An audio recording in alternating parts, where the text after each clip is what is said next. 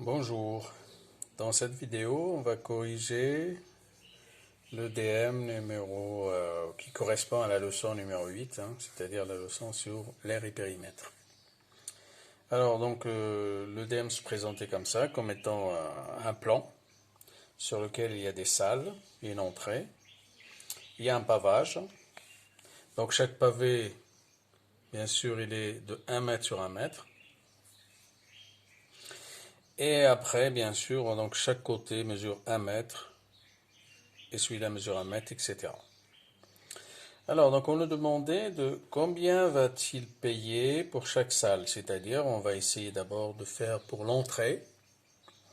Alors pour l'entrée, je vois le tour, le périmètre c'est le contour, donc je vais prendre comme repère ici, et je compte 1, 2, 3, 4, 5, 6, 7, 8, 9, 10, 11, 12, 13, 14, 15, 16, 19, 20, 21, 22, 23, 24. Donc qu'est-ce que je remarque? J'ai 24 mètres de tour, de contour. Dans les 24 mètres, il faut que j'enlève les portes. Chaque porte me permet d'enlever 80 cm. 80 cm, pardon. Donc 80 cm, je rappelle que 80 cm, c'est 0,8 mètres. Puisqu'on parle de mètres, donc converti pour pouvoir travailler avec tout ça.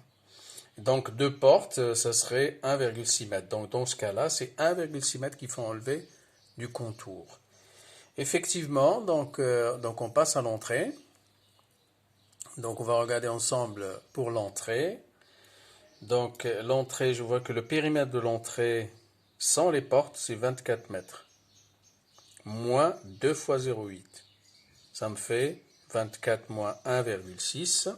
Donc là, c'est 24 moins 1,6. Et ça nous donne 22,4. 22,4 mètres, il faut que je le divise par 2. Pourquoi? Parce que chaque pièce, chaque plainte va mesurer 2 mètres. Donc je voudrais connaître le nombre de plaintes, donc je divise par la longueur de la plainte, c'est-à-dire 2. Donc je divise 22 par 4, je trouve 11,2. Mais 11,2 plaintes, le monsieur qui vend, il ne va pas s'amuser à découper la plainte pour pouvoir prendre 20 cm. Donc qu'est-ce qu'on va? On va acheter 12 plaintes. Donc pour les 12 plaintes, 12 fois 24, ça fait 288 euros. Donc il y a certains qui ont fait les calculs avec 11,2, c'est pas grave, mais bon, c'est pas très précis. Mais ça reste une recherche valable, mais pas trop précise. Par contre, pour la salle Kandinsky, pareil, donc la salle Kandinsky qu'on voit ici, là, le voilà. Voilà.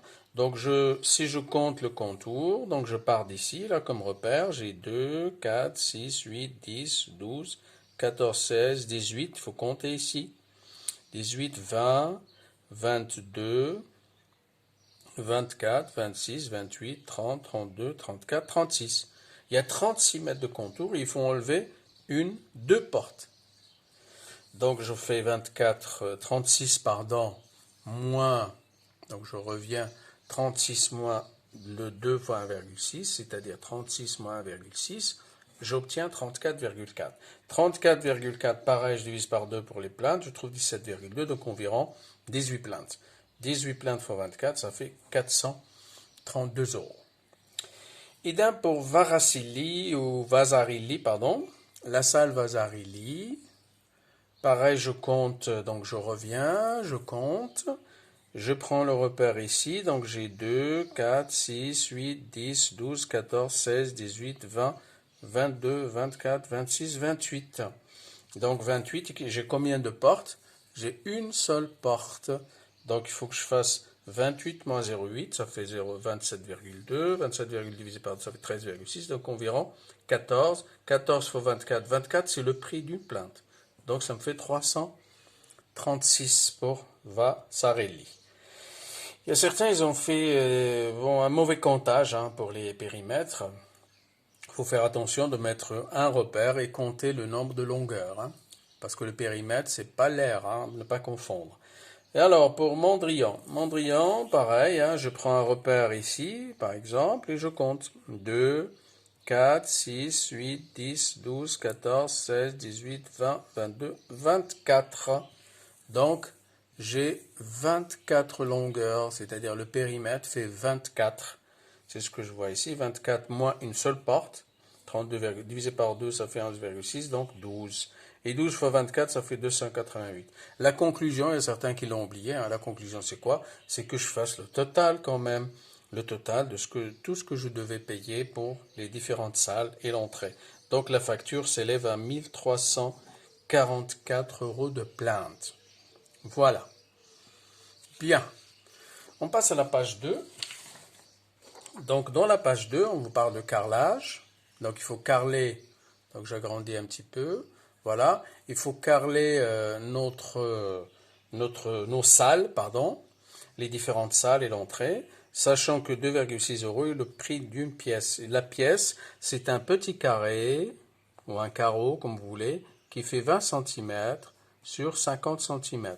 Ce qui me permet de dire, c'est un carreau qui fait 0,2 mètres, c'est ça, sur 0,5 mètres.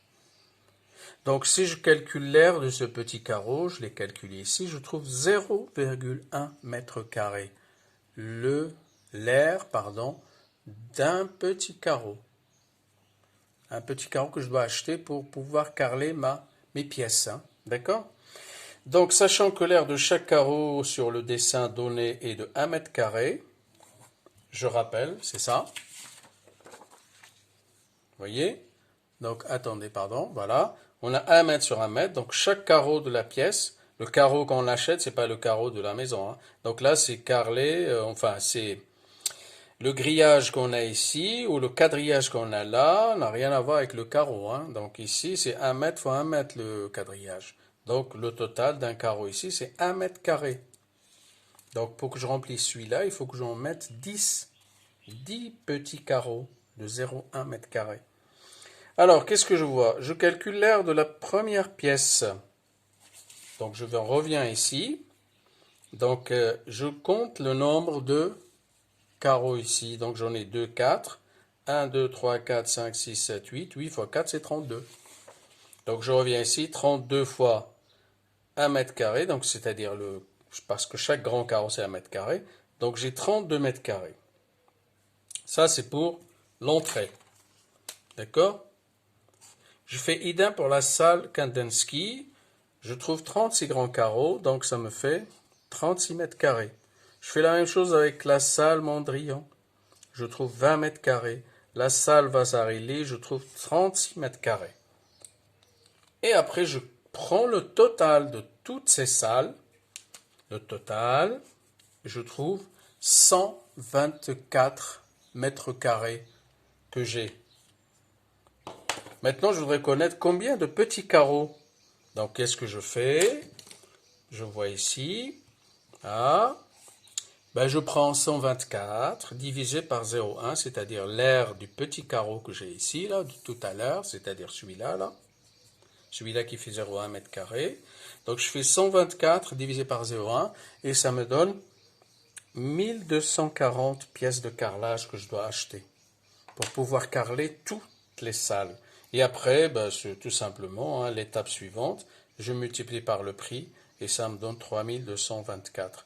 Donc il faut penser à donner le prix total, hein, parce qu'il y a certains qui n'ont pas donné le prix total. D'accord? Voilà. J'espère qu'avec cette vidéo, vous aurez plus ou moins, vous allez comprendre comment traiter ce type d'exercice. Voilà, j'attends vos commentaires. N'hésitez pas à commenter. Et à la prochaine vidéo.